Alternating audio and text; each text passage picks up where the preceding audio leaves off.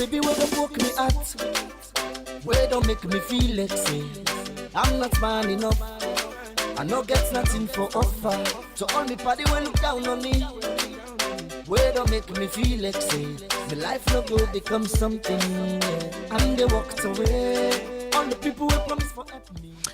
Yes, good evening and welcome to another episode of your favorite talk show, the Talk to M Show, where they come to you every Tuesday on Epic Radio 99.3 FM. Thank you so much for being a part of the show. Last week I know I not be there around that, something came up and so I'm not be able to show up, for the show. So you repeat of me previous show I do about cybersecurity and the Cyber Act, and also we bring Cam and Hassan Nito, and we talk a lot about how this digital space that affect young people and how we can basically help and what we can do for minimize and control picking their access to technology, mobile phone, so at least we will minimize the effect on their mental health and other effects them also we go with it when we're exposed to. Yes, so you can listen to that repeats there also on my YouTube page, Mulku Sulaiman Bangura. If you type Mulku Sulaiman Bangura, you will see that video there and you will watch them and you will learn a thing or two from them. I will encourage you for go there and go watch them. But today we can't talk about something quite different. We can't talk about something where they affect every household. Well, not FREETOWN, yeah, they talk about FREETOWN, not FREETOWN, I know. But I'm very certain, say, every household in this country is affected by, water crisis. Sierra Leone as we know it, or FREETOWN as we know it. For when we born at this country, water, don't be a perennial problem. I mean, it don't be a problem. We don't live forever, basically. And it gets worse every single day of our life, every single day. I mean, it has never gotten better at all. From your own experience, it don't get worse. And it seems as if the duty bearers then just I don't say they need to do anything about it. Then it will be a disservice to them. They are doing something about it, but I think they're not doing the right thing. And whatever they are doing is currently not working because the water crisis is deepening every single day.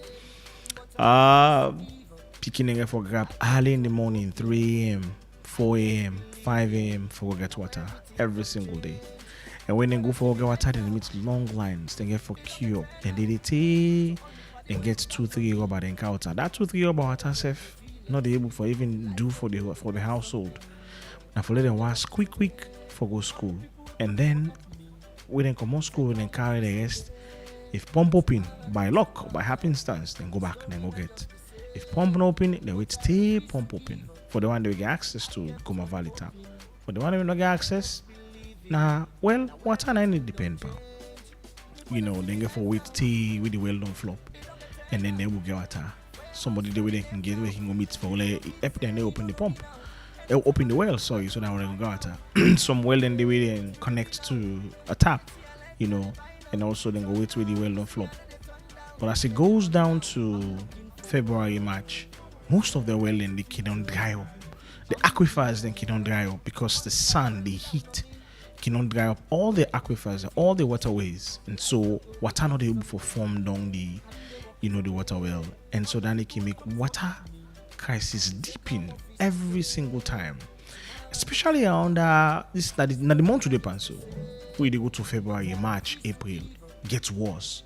And luckily for we can begin calm, and then we can begin see improvement in the water crisis. But this has been going on for quite a while, and it affects each and every household. Even me, which don't know it affects me. But Sierra Leone is rich. Sierra Leone is a wealthy country in terms of natural resources. And we in a country where in the Kaya almost during that was 6 months they were in the camp, we see heavy downpours of rain.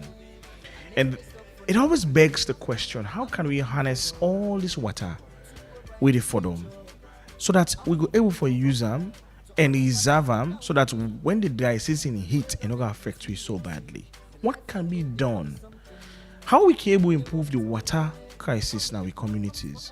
What can we do to help?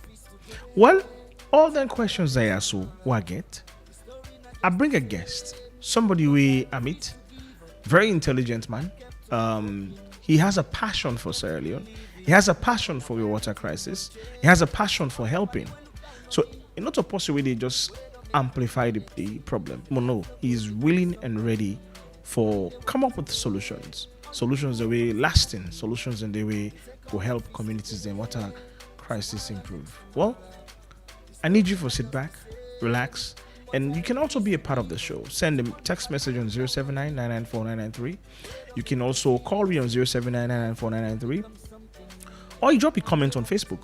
You're going to the Epic Radio Facebook page, and you will see we don't live now on facebook.com/Epic Radio 99.3. You can drop a comment today, and trust me, we're going to read your comment, and we also will definitely, if you get questions and ask, you guess the question. Well, we will take a short break, and when I come back, I will introduce my guest. We can talk about, these water crisis. We get Vox Pop, talk to people in the streets where they express their anger, express their frustration, express how what they feel about this water. And we go talk to them people in there as well. You hear from them, and we will show you a few statistics. We don't make it too boring for you. It will be fun. And just for prove which would they talk and support all within I don't talk. So sit back, relax. Unfortunately, the show get for be in English heavily, mostly because the English person is not a local. So you go bear with me as we go try for me give you the best show today. So sit back, relax, take a short break, and I come back and introduce my guest, and boom, we get into the topic. The life no go become something, and they walked away. All the people who promise for help me. They say come office today, tomorrow, next tomorrow. The story not just the same, but I refuse to give up. I kept on hoping, I kept believing. Now everything don't change. Me brother see me life now. It don't get turned now. Famous standing name now. You know go fit say you don't know me now. Anytime I like a flight to Dubai now. Hey, with me baby now. Anything I like that they buy now. Turn down, cause me I let they turn down. And let they run down. I'm looking forward to a brighter future. I'm moving ahead. I never stop for nothing. I'm looking forward to a brighter future. I'm moving ahead. I never stop for nothing.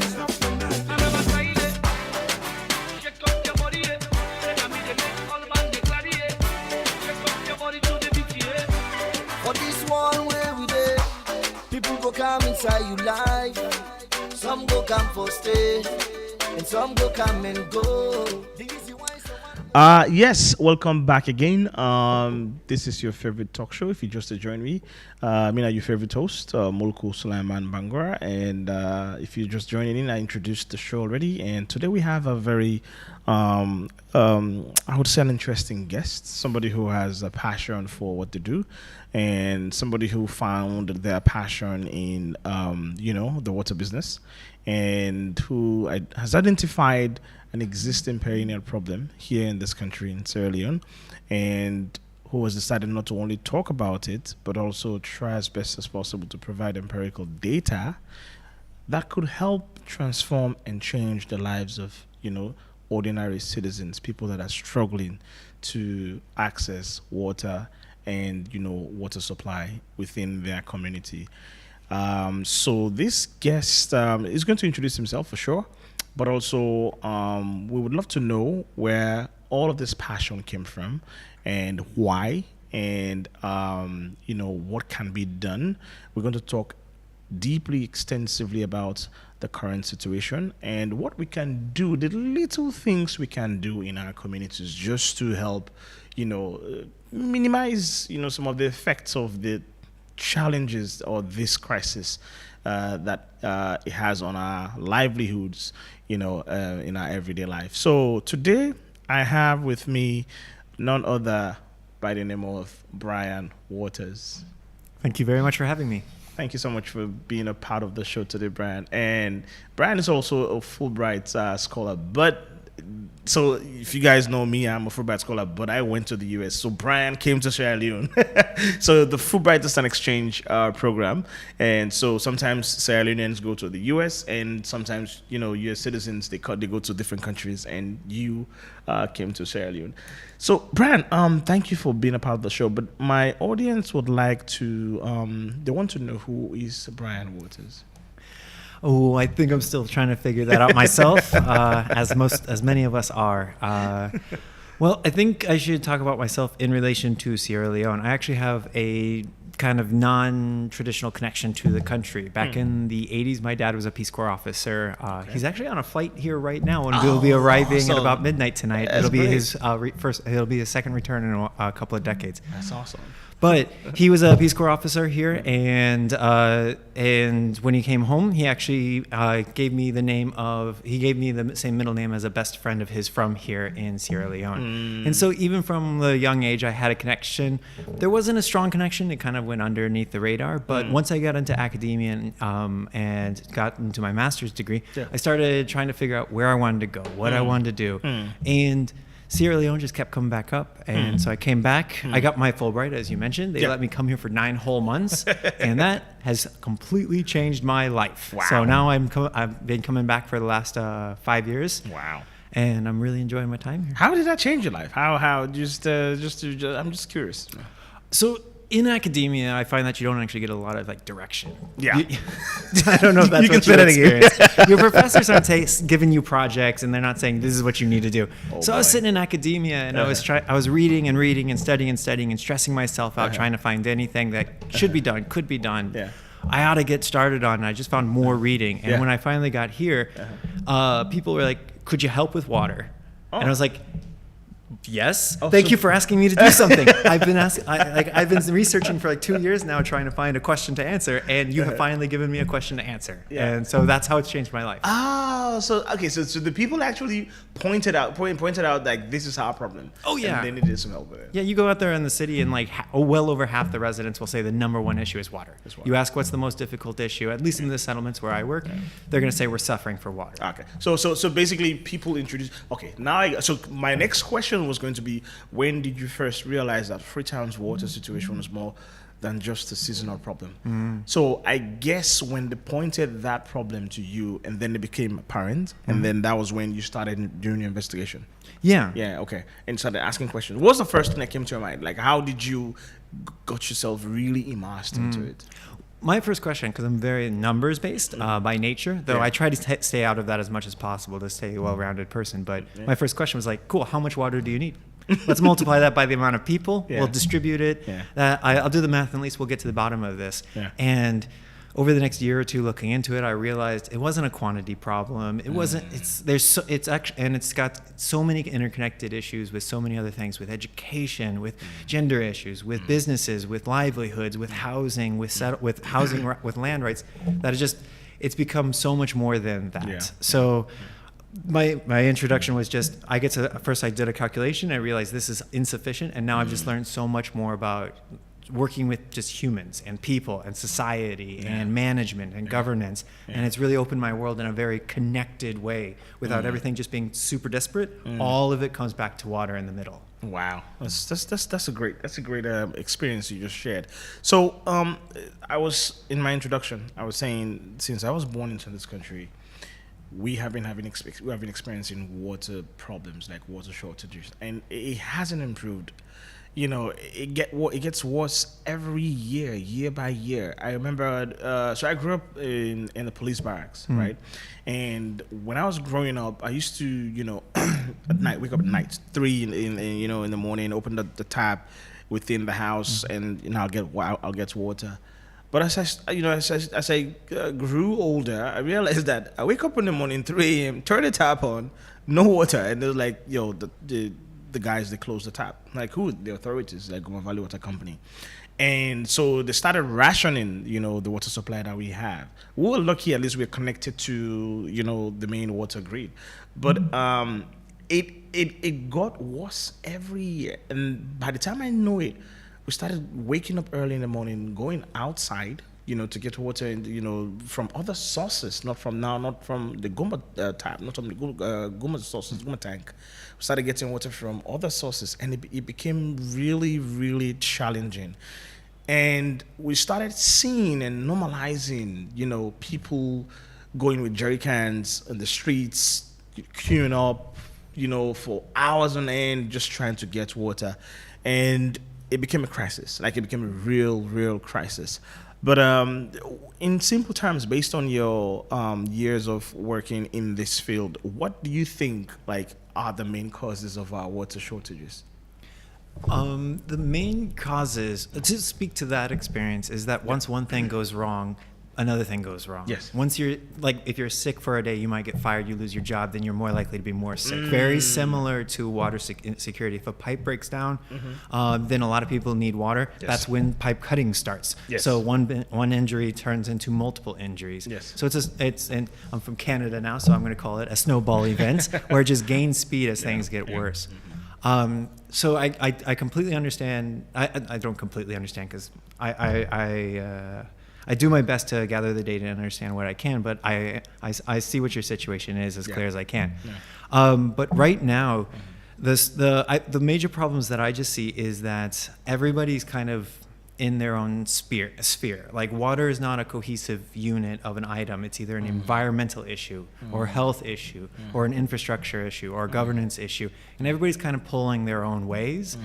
And everybody's finding their little grant money here to do something, or their government funding here, but not sharing it in a cohesive way across scales. Sometimes it just needs to be a community project. Yeah. Sometimes it needs to be a city government problem. Sometimes it's a natural resources issue. Yeah. And there are ways that these can all coordinate and work together. And it's hard because there's so many problems in Salone, and not in a bad way. It's just the way that we find ourselves, that it is hard for even water to take over as a primary coordinating issue. So I completely empathize with how difficult it is for anybody working on it. But honestly, it is the fact that it belongs as a piece of so many other puzzles being put together that nobody's putting water together as a piece in and of itself.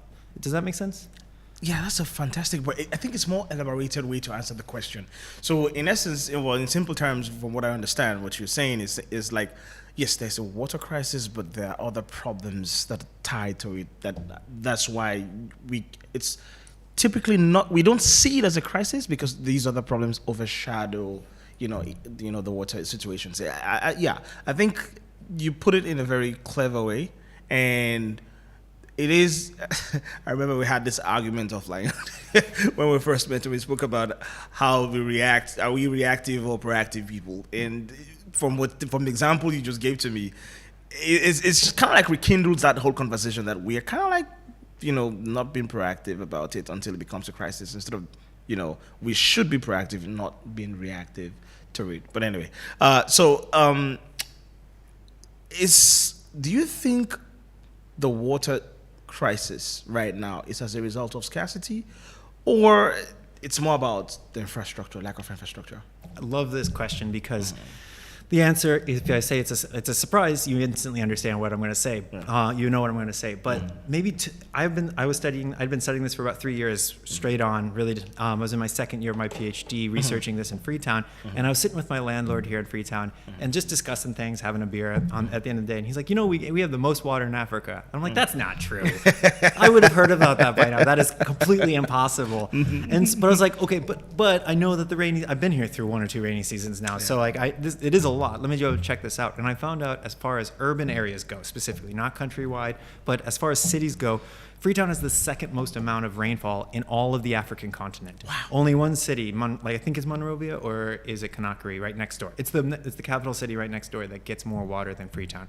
So there's a lot of rainwater here, which everybody knows. And so by pure quantity, that mathematical equation I first started off by trying to put together to fix the problem is there's enough water, fundamentally. If you capture it all from the sky, not a problem. But more concretely and less concretely, I guess, to put it, but more understandable, is if there are any cities on this continent that exist without a gigantic river next to it, then so can Freetown. That's the fundamental lesson from that. Because if any other city survives off rainfall, so can Freetown. And there are cities that do. So what I don't think it's a quantity problem. It's fundamentally a storage problem over the year, keeping what you can. And that leads you to say, okay, build up the Guma Dam. And the more important thing actually is to build up the Guma Dam. Guma deserves support. Guma deserves more funding. Guma deserves to expand for sure. But also take on your secondary storage points. So that way if Guma fails, if pipes are cut, if things go wrong, communities or regions have their own control over their own large storage points. So that way Guma can take a day or 2 or 3 or 4 a week and repair theirs and refill your water storage points. So it's not just about storing it all in one giant centralized controlled location. It's also about, especially over the next decade as you're prepping up to a world-class water system, to have multiple backup water storage locations that can also take on the strain for short periods of time. Why aren't we seeing more of that happening? You know, like what you're saying, instead of having like a whole, like a national, you know, storage system, we have like community-based storage system or even individual storage system. Because I think I shared this with you when we were having a conversation offline the first time we met. I told you like one day in July it was raining heavy. I mean, it was pouring down heavy, and I came out there and I stood there and I did like a video. I'm like, how can I harness all of this water? Because I feel like if I could harness all of this, it's going to help me down the road, like especially in February and March when, you know, most of the aquifers are dried up. You know, it's very hard to get water. How can I harness it? And then I try to do, you know, just a quick investigations, and I realized it's quite expensive. You know, it's whatever the solution is, you're going to spend a little bit of money. And so it comes back to what you were trying to say earlier, or what you said earlier, that there are other pieces of it, you know, to it. Economics, right? I need to be able to afford it. If I can't afford it, then I can't provide the solution. And so it comes back to, well, if I can't afford it as an individual, can the community come together and say, let's do so? Is that something that is viable? Like the community can come together and come up with like a solution to harness, you know, the rainwater that could, you know, serve that community. From your experience, do you think that's a viable solution? So there's no solution, to be honest. Like, well, the solution is there's a centralized water system for the entire city. Yeah. So that's the solution. That's the solution in almost every city around the world. That's what works in New York and Paris and all these other places. So that's the solution. But it's $1 billion to $2 billion plus maintenance project. So the question isn't about what's the solution or how do we solve the problem. It's how do we improve steadily and iteratively until we get there.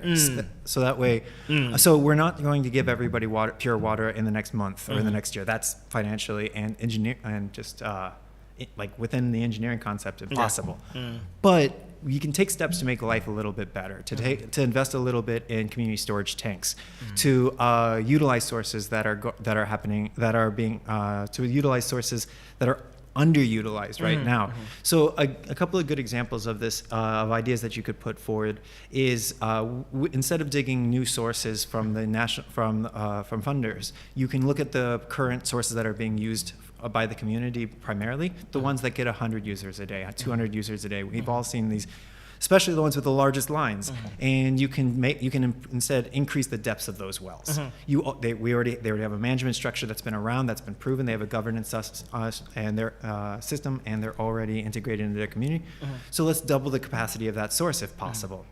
You can also set up multiple storage sites across a community based on a single water source, and that's something that the community itself can actually invest in if they can raise the funds and the capital, because it's a tank plus a few pipes, and there's more complicated things you can add on to it, but at the first step, a tank, a few pipes that connect it, and now instead of having one giant line to one source, you have two half-giant source lines to a source, cutting down on waiting periods and really increasing quality of life for those who gather water.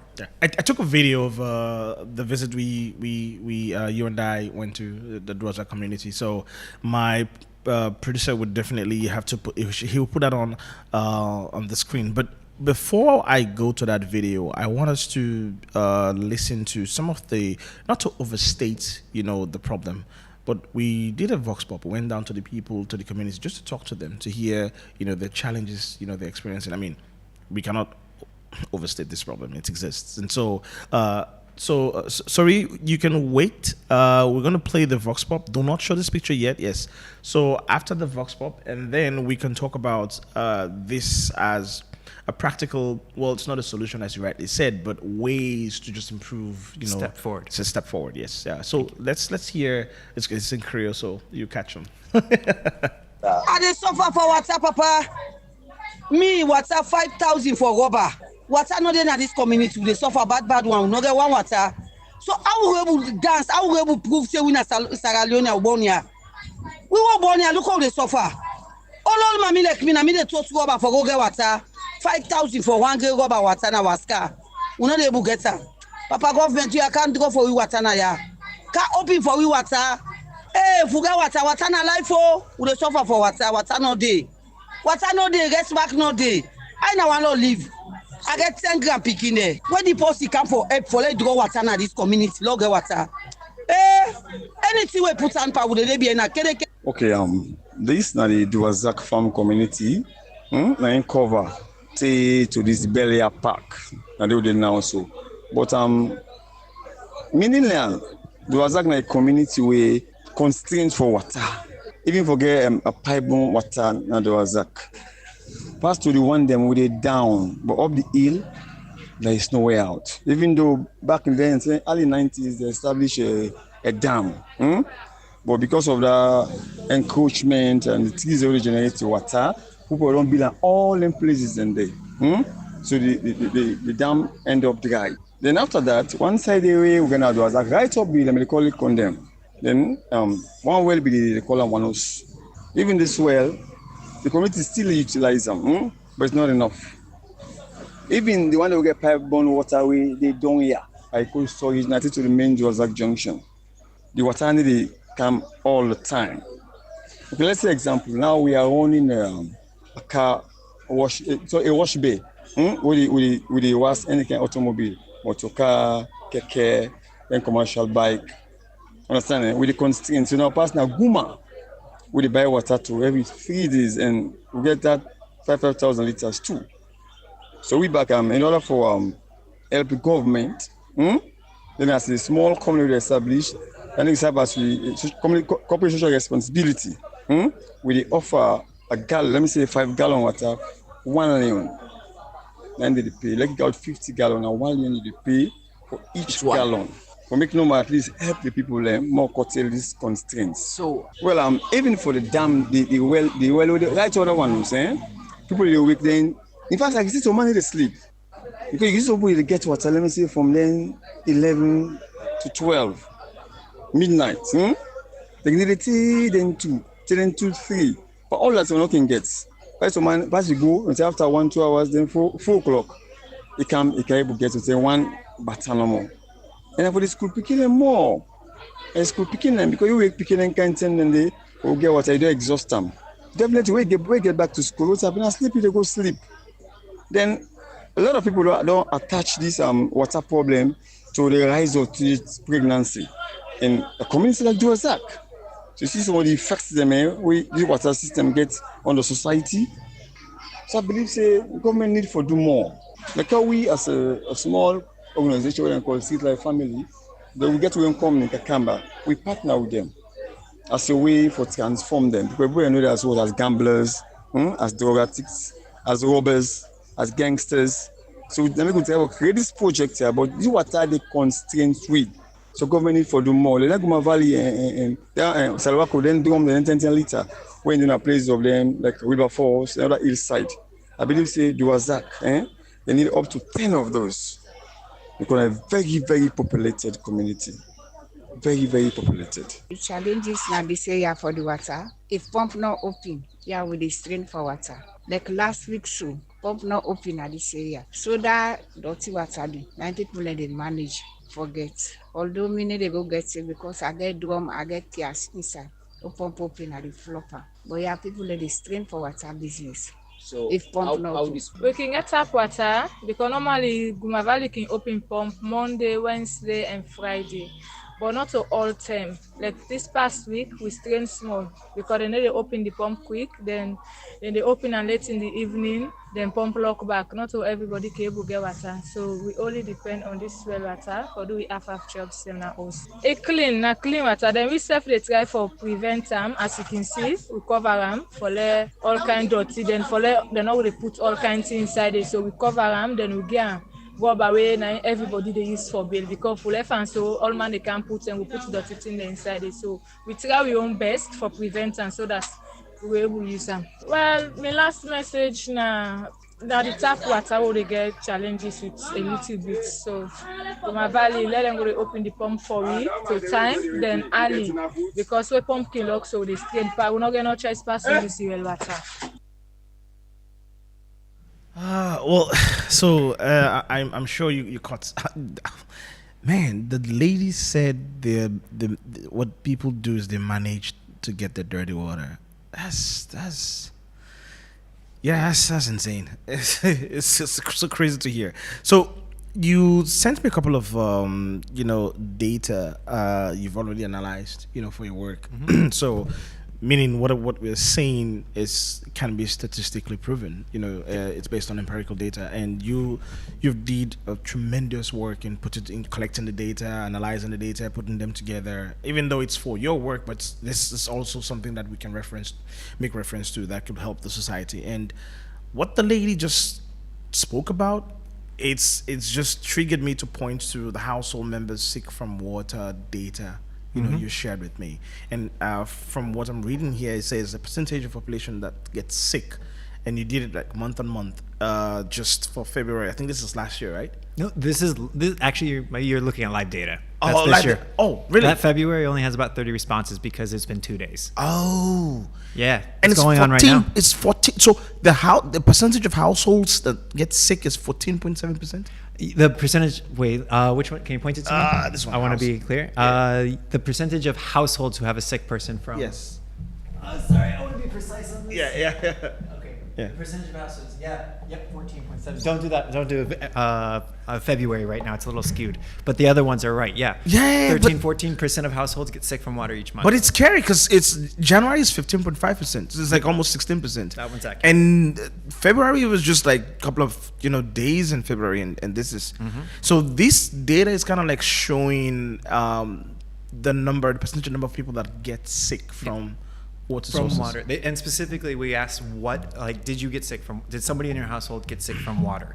Not sick in general, but from water. From water. And so it's self-reported, but it's also if they think it was food or something, it's not listed there. So that's just water. That's just water. And did they say that like the source specifically, or it cuts across? We leave it at water. One of the things that we're really trying to do with this research is to do the baseline. Okay. Like we're getting in there. We're getting as much high quality as high a quality data as we can, as quick as we can. So that's why we're self-reporting it. It's up to the health experts and engineers to go in there and figure out it's this water source, granular, and it is this. Yeah, this is the contamination. Got you. And another one that really caught my eye that I want us to really talk about, I think it's the drinking water source migration. When you try to show the different sources that we get our drinking water from, and it's open well, closed well, private tap, public taps, surface water, spring tanks, sachet, and my own source. My own source caught my eyes. I'm like,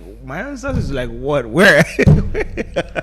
And you got like one response. What did that individual said they were going to get the water from? Their own source? Yes. Oh, that would mean like in their backyard. Because what you see right there, when they say the public tap, we connect it to a real public tap that we have documented and mapped and taken a photo of and done research on. So if they say their own source in their backyard, it's their own source. We're not taking pictures of it. So that's what that means. Yeah. But anyway, I think sachet water is the highest here. I think,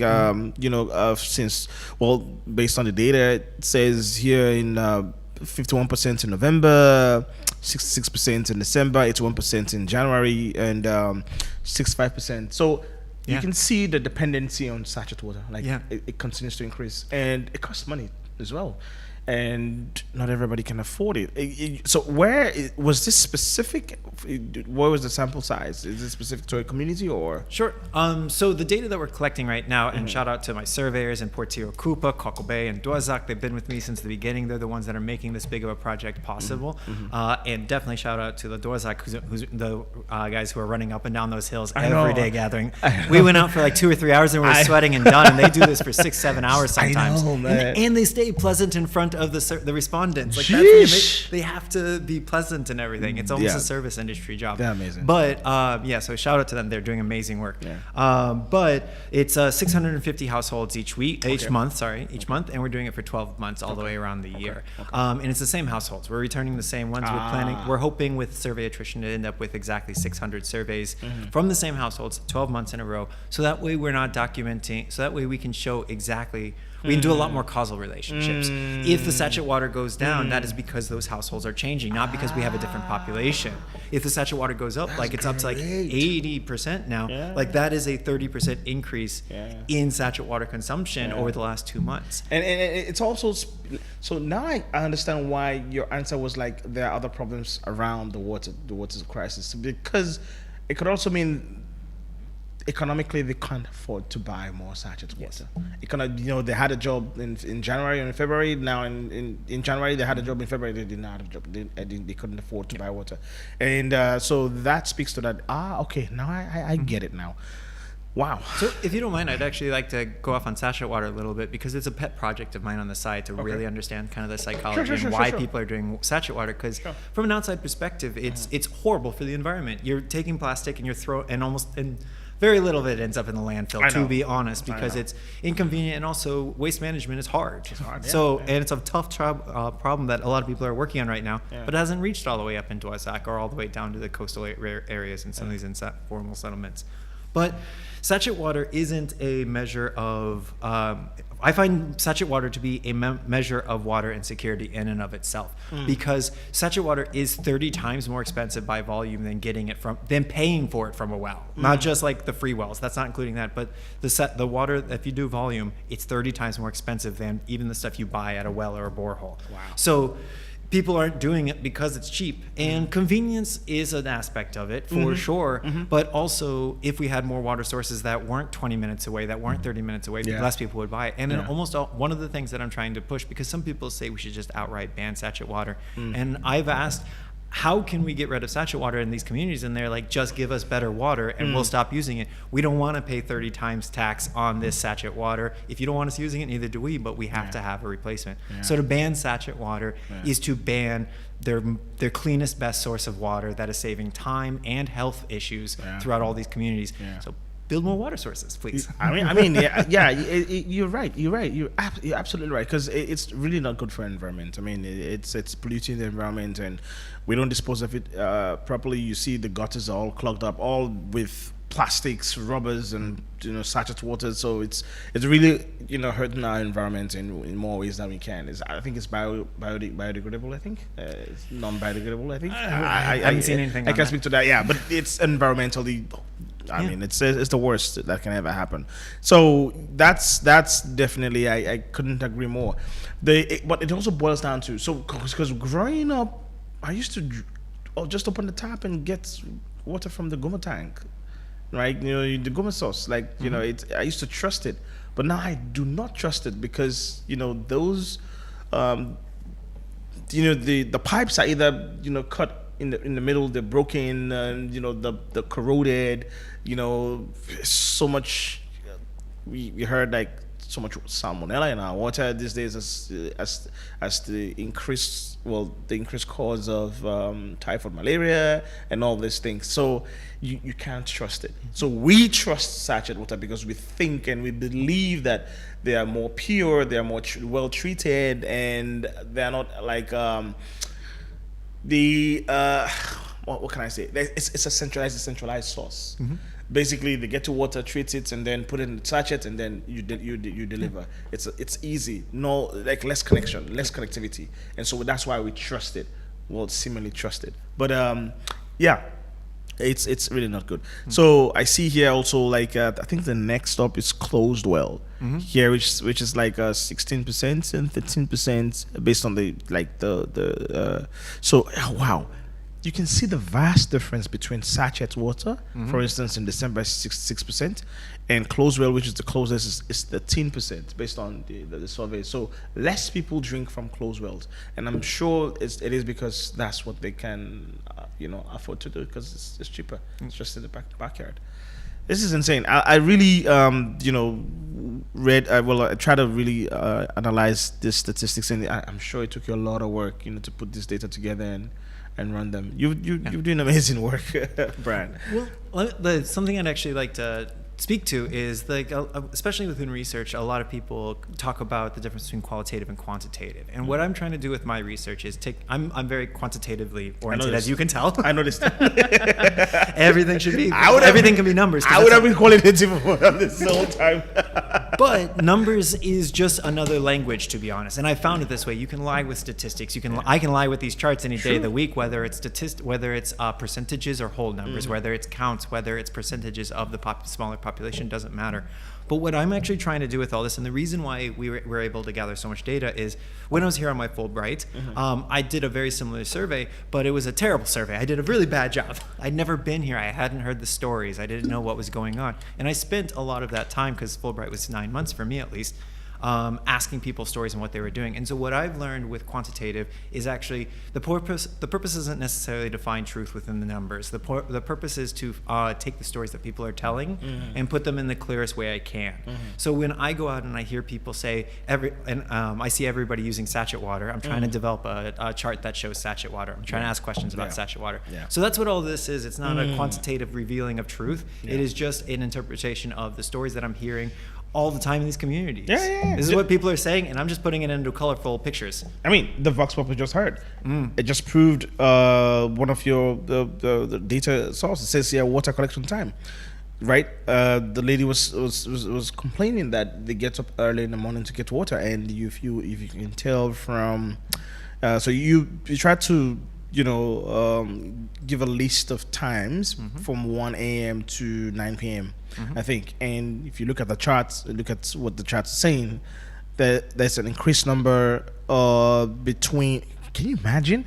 Like, so let's look at 10 a.m. 10 a.m. This is school time. Yeah, and I'm sure kids go get water. So which means you have a bunch of kids that still either they skip school or they don't go to school at all. Did I send you that chart? I have that chart as well. Yes. Yeah, it's here. Because it was the story where they were telling us. Yeah, I need to figure out how much it's alarming, and that's not to even talk about the nighttime, 9 p.m. to 3 a.m. It's like 27, 19, and 19, and 2. Well, 2 in February, I'm sure, because it's still early. But 19 people, that's not cool. You know, and I'm sure there are kids as well, because you don't get to see older people going out to get water at nighttime between 9 p.m. and 3 a.m. That's risky. Yeah. But that's when they can access water. So now let's talk about solutions. So let's spend some time to talk about what can we do, what can be done. So you can show that video and the picture that you wanted to show earlier that I stopped you on. So you told me about this, and you reached out to me because there was this thing you wanted to apply to so you can get some funding, and so that was how our conversation started. I got to see firsthand what you were talking about. What can be done that can actually work to improve the water shortage crisis that we have, and I like that solution. But I'll let you speak to it, and maybe I'll be showing people that are watching on Facebook, so they can see firsthand what you were talking about. What can be done to help these communities, and what have been done at Duwazak and also at Akako Bay? You wanted to do at Akako Bay, actually. Yeah. So the system is built. The system that I've been helping to formalize comes entirely from the communities and what's already going on. I see what I came here looking for was, how's like 1 million people in the city getting their own water throughout the year, all of the time? Because people see it as Guma's only serving 300,000 people. I see it as a million people are solving the water problem on their own. So there's going to be some good solutions in there. And so I've taken all of the solutions that I've been finding in the community and been trying to fit them into a single standardized system that has components that can be analyzed and moved up and taken away and put in. And so what I have found, there's 2 or 3 of these that I found where there's a reliable water source that can be improved. And what you do with that is you then bring on an engineer, and this is where it all really, this is where the technical expertise definitely comes in, is that hydrogeologist comes in and they tell us exactly how much water could be extracted for how much. That's the job. That's why they go to college. Oh, yeah, they can absolutely. figure this out. Absolutely. And give us a cost benefit. So maybe it's yeah. going to be $50,000, maybe it's going to be $5,000, maybe it's already pumping out as much as it will, and that's what we have to live within. So we live within the real world constraints. Then we either, if it's up on the mountain, it's already in height, so we don't have to worry. But if it's down by the sea, we pump it up into a water tower with a large storage tank. And we make a small system, and then we take that water and we pipe it to multiple storage tanks around the town, around the community. And what we're trying to address here is one, like a bit of a paradigm, and also a fundamental problem. Is the paradigm is a single well is a grain of rice, and that's not going to keep you nourished. And the guma is a whole bag of rice, and that's going to choke you. And that's what's kind of going on right now. And so I'm trying to figure out what in this metaphor is like the bowl of rice. Yeah. I think it would be a smarter idea to have bowls of rice across the city rather than a giant bag that smushes us. And so that's what this is. It's that medium to small scale that serves about 2 to 4 to 5,000 people. I don't think it's going to work if it goes above that. Only produces public systems.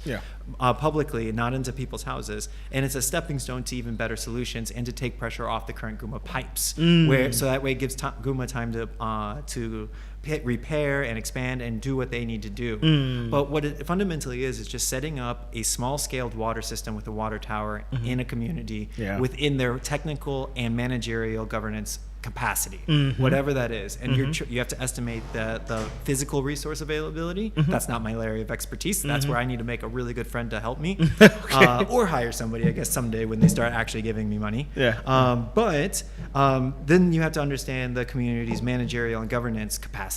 Some are really, really high, and you can tell because they already have community-run sources, like Cockle Bay does.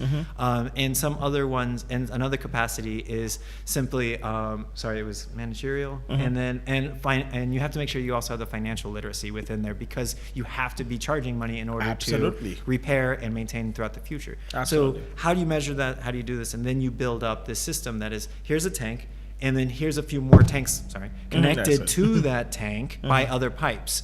So it's a guma system on a tiny micro scale, serving about 4,000, 5,000 people. And the deal is, the biggest problem that I find is all of these problems can be addressed by simply providing choices. People choose those water sources in that video because it's their best choice. Only choice and best choice is the same thing when you only have one. They are being intelligent about their choice-making things. They are doing the best choices for them and their families. And if that's it, the answer isn't to punish or to forbid. The answer is to give a better choice. And so when you provide multiple storage points throughout the community, even though it's connected to this one source, you provide multiple places where you can get in line. So instead of getting up at 1 o'clock and getting in line with 100 people, you now have 3 or 4 lines scattered through the community, and people are getting up at 3 or 4 o'clock in the morning instead. And you work steadily to increase that capacity. You can build out more tanks. You can build out more pipes. You can even, if the community has the capacity, in my dream, you design the system for 10 input water points, but you only build 5, and the community now knows where the next 5 are going from their own investments and their own revenues. And you build financial literacy. You give them opportunity to expand. But I hope the picture's up at some point, because I'm still working on my verbal pitch. The videos. He was showing the videos just now before he switched it. But I think you said it. You said it really perfectly. So, in essence, you're saying what? So, okay. Before I go, before I try to regurgitate what you just said, I just wanted to ask you, what's the estimated cost of putting just one of the? Of course, digging the well. I know we talked about this, but rough estimation: digging the well, connecting the pipes, having that tank set up, and then ensure it's secured. And what's the estimated costs just to put one? That's the trick, right? Because now what do you do, right? Funding and grants and everything, and or you try to pitch it and for a profit, and you've also got to factor in money for like somebody like me to coordinate it, or somebody like a government official to come in, or how much does the engineer cost? I actually don't know those answers. But for the physical infrastructure, we've costed it out, and we estimated the population in the location where we worked for it to be about 4,000 people, and we estimated all the physical construction of that system to be, for the completed system, to be about $40,000. So in the end, about $10 per person for just the built infrastructure. 40,000? 40,000 to serve 4,000 people. Yes. Wow. So about $10 a person for just the physical construction. That doesn't include training, because we don't know what that'd be yet. We don't know what that means for the manager, staff, and everything else. But for the physical construction, that's a lot of people getting water for actually relatively little money. I've seen other projects that are hilariously more expensive. So funding a project like that, it's definitely, you have to look to government or other international organizations or other like grants that are across the world, so that they can come in and just fund those projects. But when you look at the opportunity cost, or when you look at the cost benefit analysis, I think it's worth doing than just living it just like that, not doing anything, and people are dying practically, because if they get sick and it's not all practical. I mean, people are dying from it, so it doesn't make sense. It's worth investing in, because it's definitely would transform the way people live and their livelihoods. And probably like we spoke the other day, the community can own it. Sometimes you don't even need to pay. I mean, for instance, my community, we struggle with water. We can have, if we have an hydrologist, right, hydrologist, who can identify, the best area to dig a well, with the machines and all that aquifer, we don't have to pay them. It's like, that's part of your contribution to the society. And we have, the infrastructure. If we can have that funding from grants, government, I think it's going to be tough. It's going to be challenging, because they'll tell you have a million things to do. But if we can have those grants money, and so you are advising that people within the community should take ownership of this responsibility to correct these things. Is that what you're suggesting? So that's complicated, because the people who are suffering most should take responsibility is a difficult pitch to make, and I don't want to say that straight up. But the way that I would rather put it is, the number one question I always get about this is accountability. Like, how do you make sure that the people aren't just taking the money and running? How do you make sure that the owners aren't just going to keep the water source to themselves? And what my answer to that is, a system like this, even if it's not this system, this is just the way that I see forward personally. It's my own action, it's my own ideas, but it's also built off of a lot of people in the community's ideas. But the point is to keep accountability near your home. So if your water source goes out, or your water source isn't open on time, you know who to go yell at. Right now, if Guma shuts down, even if you know who to call, you're not going to get a truck to your house for a bit. I don't want to put any numbers on that, but I think a lot of us have had that experience. So what I'm trying to do is, what I actually find as a selling point of this is not necessarily for the communities to now take full responsibility, but for us to find a way to keep people accountable and on their system. So if you want to, if this is like, what's the way forward? Can a community entirely just build one of these? No, but because it's too expensive. Some actually can, but with maybe just the tower. Maybe just the deeper well, and the dry season they dig it an extra 5 feet. They can invest in this kind of thing. The pump is usually the big one, or if it's a borehole right now, it's impossible to dig deeper. That's really hard. So those are the two big ones. But what I would actually highly recommend is, like, if each community had like a water community committee within their location, even if it's unofficial, but if I walk into the community, or FCC walks into the community, or Guma walks into the community and says, hey, we want to talk about water, and they know it's these 5 women and this 2 chiefs, and they come together within like 15 minutes, that is a powerful statement that says we are ready to take on this responsibility. We are ready to take ownership over our water project. And it costs very little, it costs no money, and it also builds community. community as well. We know these are the water people within the communities. Helps government organizations, NGOs reach out to where you are. So that would be like the first thing I would recommend to anybody who is just interested in improving water sources inside their community. Because if I am CRS, if I am another NGO who comes with some money and wants to do a water project, and somebody's like, no, we've got the governance here, come meet with these people, that is way different than just walking into Cockle Bay and saying, hey, it's totally different. Here's one person who's in charge. Like, people actually get a little bit weirded out about that. So organize around water, even if it's informal, and you wait until the actions or the funding or the opportunities come to you. But it's important to be ready for those opportunities. I think, and when the water points, they're actually working. They're working for communities like those that, because we visited it, right? I saw how helpful it is, even though, I mean, it, like you said, it didn't solve the problem, because I even spoke to some of the community members, and they expressed some of the challenges as well. Like they said in March, like, same thing, the aquifers get dry up, and then they can't get water, and they have to close the tap. The other guy says they have to close the tap at a certain time so that they can allow water to get to so these are all little challenges. However, it improves access to water supply, and which is what we those water points can bring to people.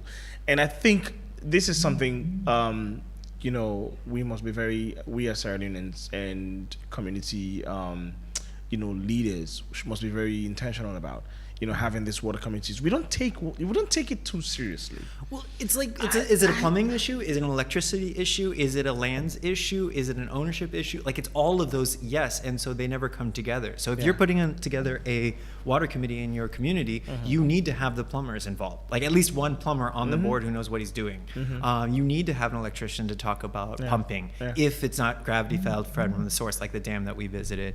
You need to involve, and it really, really helps if somebody like me or somebody comes into the community, you say, oh, no, like, you want to come and invest in a water source, come here. This is where we would like you. This is our best source. If we could deepen this by 15 feet, the plumbers say that we can expand build our own system out to here.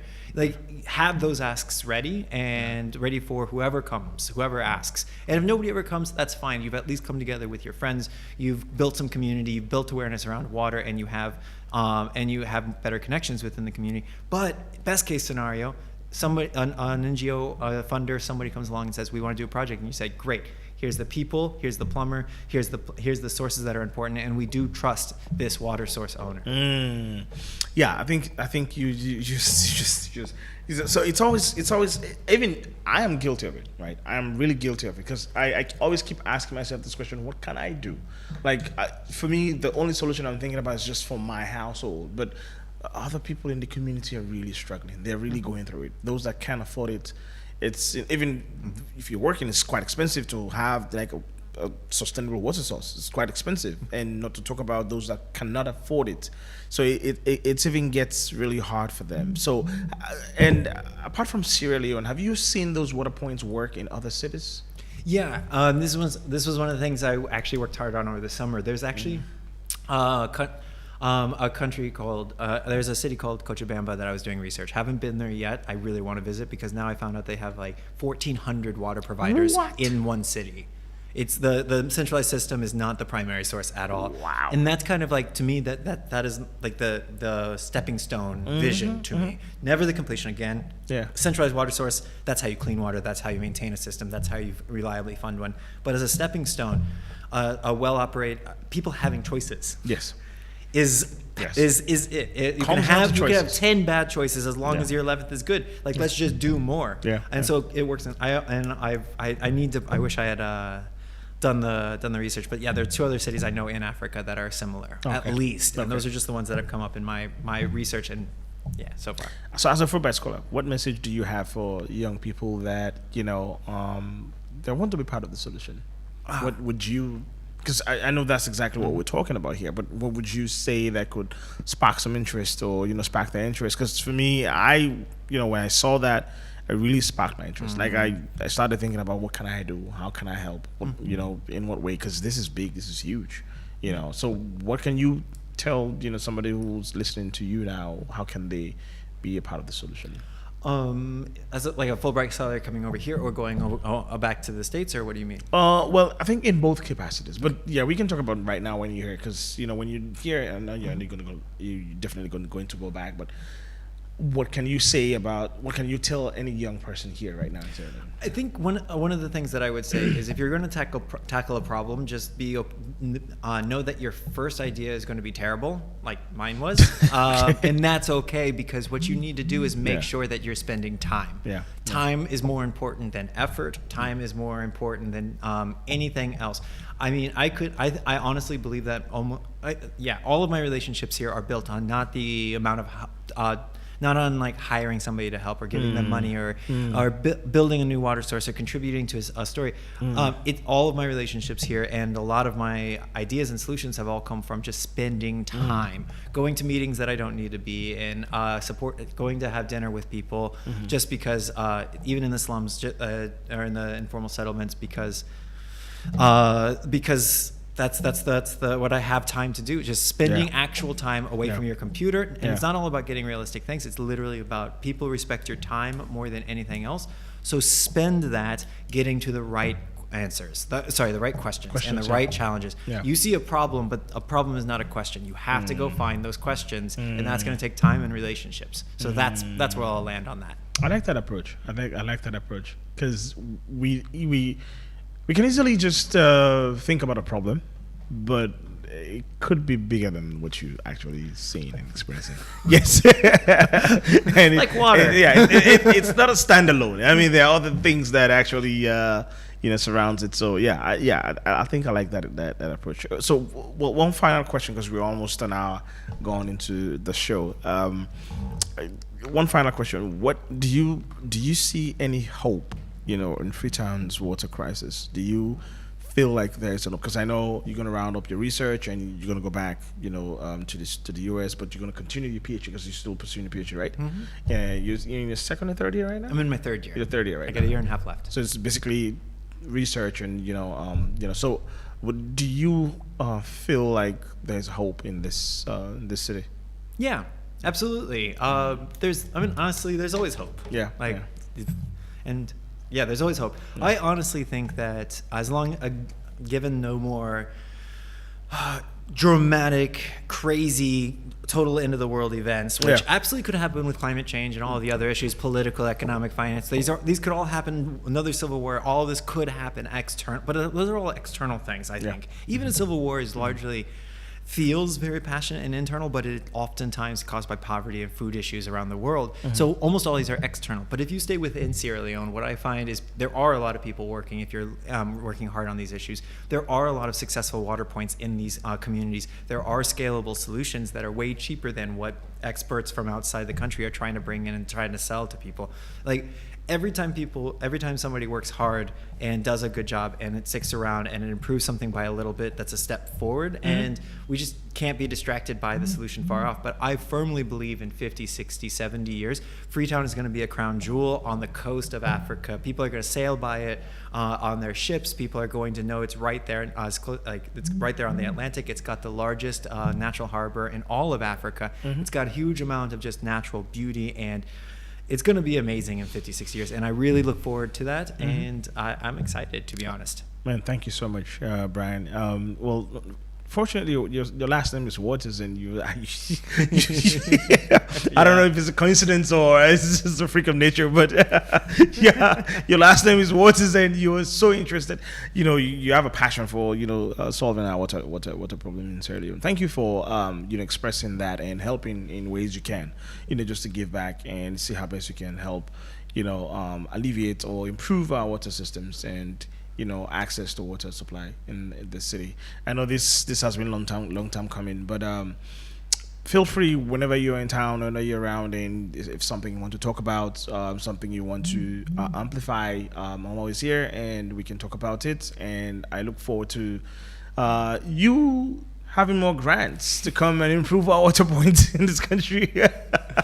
I really, really look forward to that, and I hope we can do that together, because definitely will be a fun and a learning curve as well for me. Thank you, Brian. Thank you very much for having me. Yes, thank you. Do you have any final words or something you just want to plug in, or something you want to say? And then before we, I'm good. Yeah, you're good. I'm good. You Yeah. did a really good job asking all the questions I could have hoped for. This was great. I Yeah. had a lot of fun. Thank you very much for having me. Thank you so much, Brian. Thank you again. There you have it. We're gonna come to the end of the show. Well, we come back to Creole. The show done. Wanna thank you for joining me. The one that we listen to we on radio, the one that we watch we on Facebook as well. Thank you so much. I don't see too many messages come on Facebook. Even though they talk about water business, but that's okay. That's fine. I know a lot of people distracted and get other things that we need to do. Thank you for being a part of the show. And until next week we have an amazing show for you. So sit back, relax, and your host Mulko Sulaiman Bangura. Until next week, good night and have a great evening. Man enough. I no get nothing for offer. So all me party will look down on me. Where don't make me feel like say my life no go become something. Yeah. And they walked away. All the people who promise for help me. They say come office today.